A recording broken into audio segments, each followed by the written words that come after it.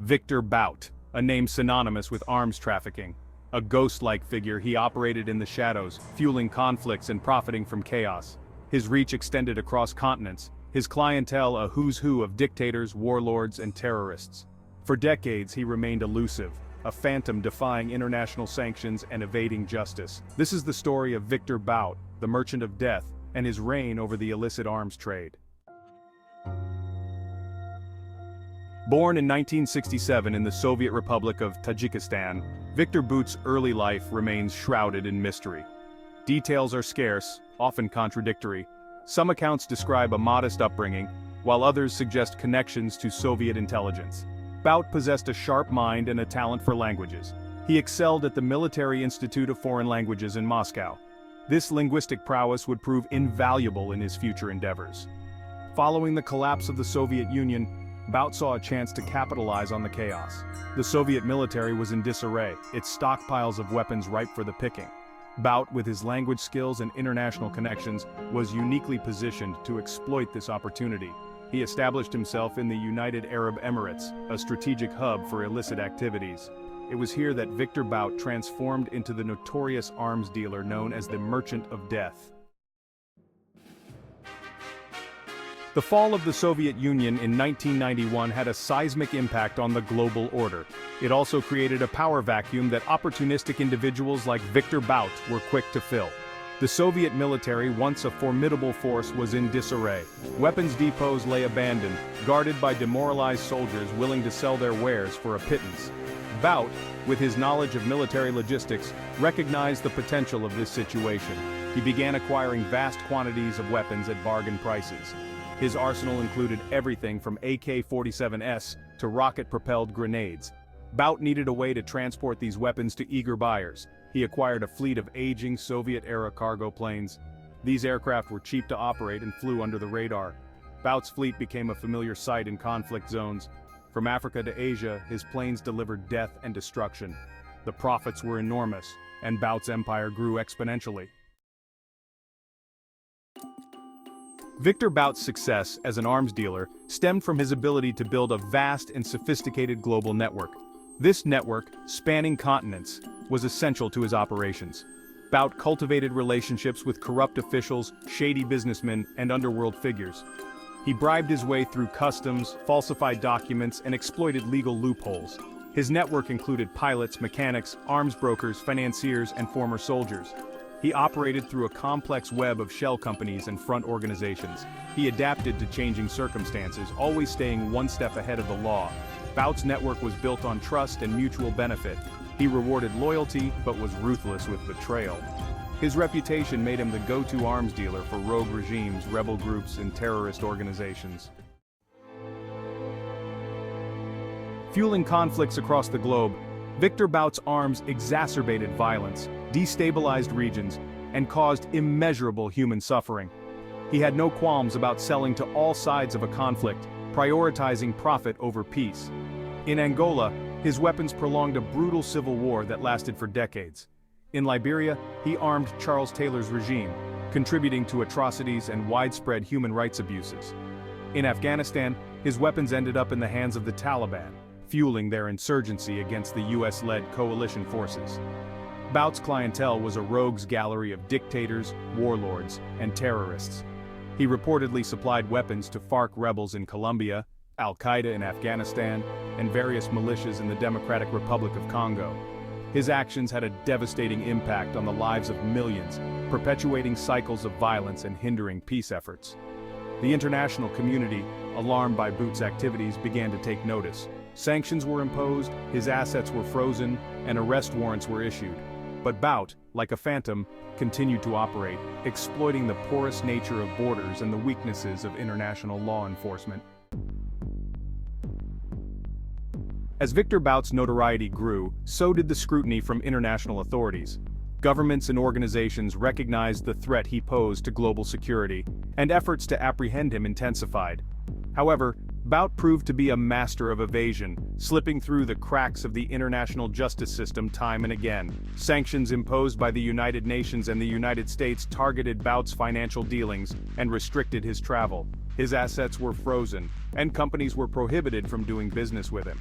Yet he continued to operate, relying on his network of shell companies and front organizations to circumvent these restrictions. Bout became a ghost, constantly on the move, changing his appearance and using aliases to avoid detection. He communicated through coded messages and relied on trusted intermediaries to conduct his business. His ability to evade capture frustrated law enforcement agencies and intelligence services worldwide. Despite the mounting pressure, Bout remained undeterred. He knew that the demand for his services was too high, the profits too great, to simply abandon his lucrative enterprise. He continued to operate in the shadows, a testament to the challenges of combating transnational organized crime in an increasingly interconnected world. For years, Viktor Bout operated with impunity, a ghost haunting the world of arms trafficking, but his luck was about to run out.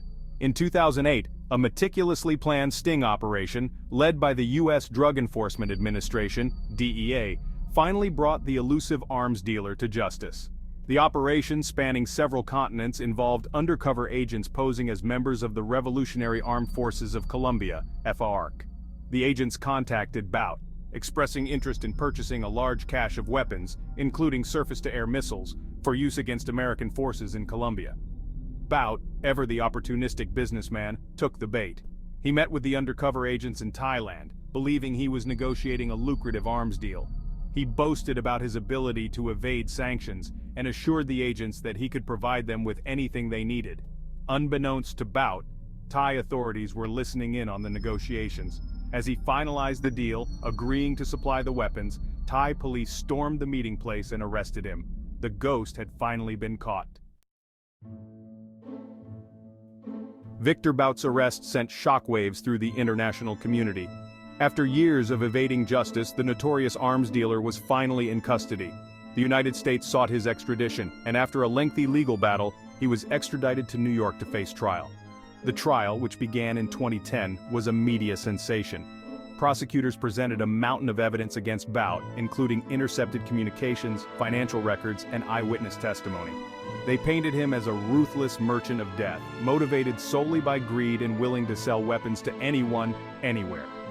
Bout's defense team argued that he was a legitimate businessman, a victim of entrapment by overzealous U.S. authorities. They claimed that he had never intended to sell weapons to FARC, and that the entire operation was a setup. The jury, however, was not convinced. In 2011, after a 6-week trial, Viktor Bout was found guilty of conspiracy to kill Americans, conspiracy to acquire and use anti-aircraft missiles, and other charges related to arms trafficking. He was sentenced to 25 years in prison, a significant victory for international efforts to combat arms trafficking. Viktor Bout's conviction was a landmark moment in the fight against arms trafficking. It sent a strong message that those who profit from conflict and human suffering will be held accountable. However, Bout's legacy extends far beyond his capture and imprisonment. Bout's story exposed the weaknesses in the global system that allowed him to operate with relative impunity for so long.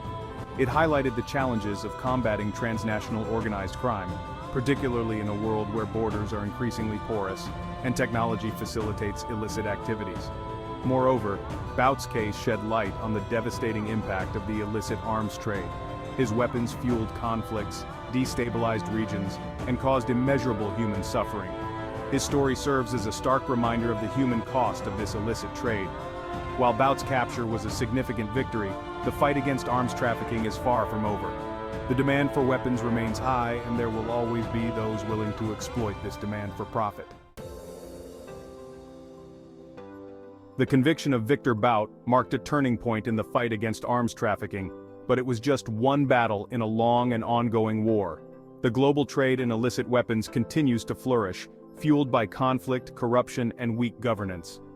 The challenges in combating this illicit trade are immense. Arms traffickers are adept at exploiting loopholes in national and international laws, utilizing sophisticated smuggling networks and operating in the shadows.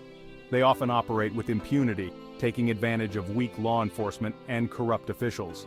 Addressing this issue requires a multifaceted approach. Strengthening border controls, enhancing information sharing between countries, and disrupting financial flows associated with arms trafficking are crucial steps. Moreover, tackling the root causes of conflict such as poverty, inequality, and political instability is essential to reducing the demand for weapons. International cooperation is paramount, as arms trafficking is a transnational crime that requires a coordinated global response. The tale of Viktor Bout, the Merchant of Death, is a chilling reminder of the dark side of globalization. It exposes the ease with which deadly weapons can flow across borders, ending up in the hands of those who seek to sow chaos and profit from human suffering. While Bout's capture and imprisonment marked a significant victory in the fight against arms trafficking, it was not the end. The demand for weapons persists, and with it the threat of individuals and organizations willing to exploit that demand for their own gain. The story of Viktor Bout serves as a stark warning. The world must remain vigilant in the face of this enduring threat. Strengthening international cooperation, enhancing law enforcement efforts, and addressing the root causes of conflict are crucial steps in curbing the illicit arms trade and preventing future merchants of death from emerging.